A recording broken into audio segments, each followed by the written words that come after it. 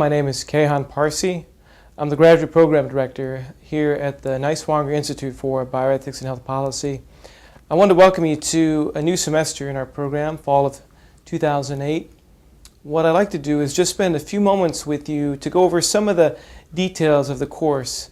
A lot of this is already in the syllabus, in the course shell, but I just want to spend a few moments just going over some of these with you in this video introduction. So first, hopefully you've already registered for the Justice in Healthcare course through Locus. And once you've registered in Locus, then you'll have access to Blackboard. I'll make the course available sometime this week so you can go in and get a feel for the course shell in Blackboard. Once you're in there, you can see the layout. There'll be some buttons on the left. There's an announcement page, and that's how I kind of keep you all up to date with what's going on in the course on a weekly basis. So just to give you a little few details about the course content, there's a number of texts that you hopefully have already purchased through Amazon or Barnes & Noble. If you're having trouble purchasing a book, please let me or Robin know as soon as possible so we can help you locate a copy of the book. Some students have reported success with half.com, and there's a few other vendors online. So hopefully we can help you secure a book before the course starts. So there's a number of books that are required, and they're all listed on our website. And what we'll do is we'll start off with a series of readings from some of the texts. And I'd like to start us off with a mixture of some popular works and some more scholarly works. And we focus first on global health issues because I think that's something of major importance and major interest among a number of our students. And then we'll go through some more theoretical works as the course progresses. Now, as far as what you're required to do in the course during the next 15 or so weeks is basically a few things. You need to post at least twice a week, and when I say post, you don't have to do this at any given time. Just post once by Thursday and once by Saturday. I'll assign a set of first responders for each week, usually 3 or 4 first responders, and they'll get the discussion started, and then everyone else can chime in and do their postings after that person has posted their initial comments and postings.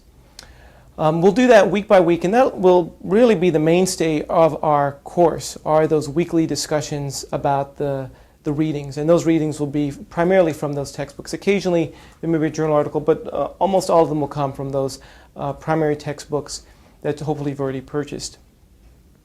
And these discussions are asynchronous, and for those of you new to online learning, what that means basically is that we don't engage with each other in any kind of real-time format.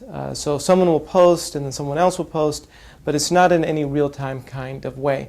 Hopefully that'll give you a little bit of time to think and to write more clearly as opposed to writing kind of from the hip, off the cuff, but gives you some more time to really prepare more thoughtful comments.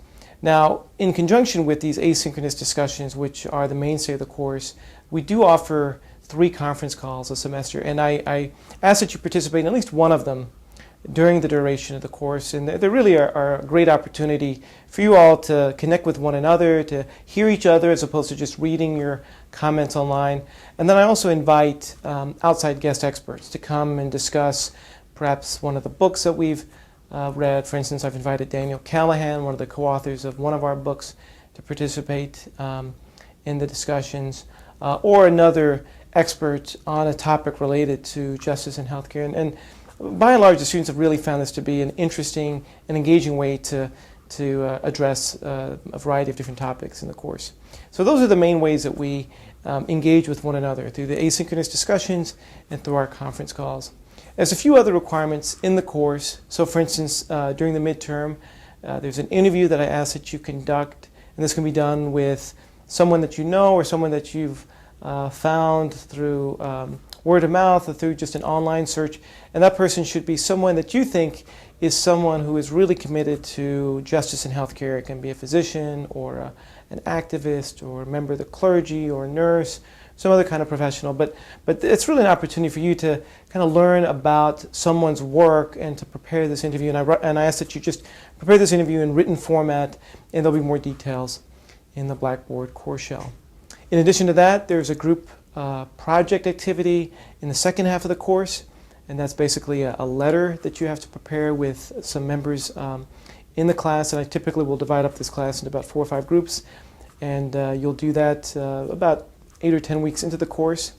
Finally, there's a research paper that you'll do the last few weeks of the course, and that will be due in early December. Just a note that this year, because Thanksgiving runs so late in the year, you actually get a week off for Thanksgiving, and then the following week is a writing week. So really those last 2 weeks will be writing weeks or reading weeks, however you want to use them, but we won't be doing any kind of online discussion in those last 2 weeks so that you can really focus on your final research paper, and that will be a paper of about 3,500 words, appropriately formatted and footnoted, and have appropriate references and so forth. So those are the major components of the course. I found this course to be a really interesting course to teach. I've taught it now for several years. I think I try to tweak it every year with some new readings and new guest experts to give it hopefully a fresher perspective. There's a new book that I've asked you all to buy this year, White Man's Burden, which I think gives a contrary view to some of the other works by Jeffrey Sachs and Paul Farmer. So hopefully that'll give you some different works and complementary ways of looking at this really important and significant topic in bioethics, justice in healthcare. So I look forward to our discussions online. I look forward to talking to you all in our conference calls. I hope to meet at least some of you at ASBH this fall in October. If you have any questions, feel free to send me an email. I wish you the best of luck. Thanks.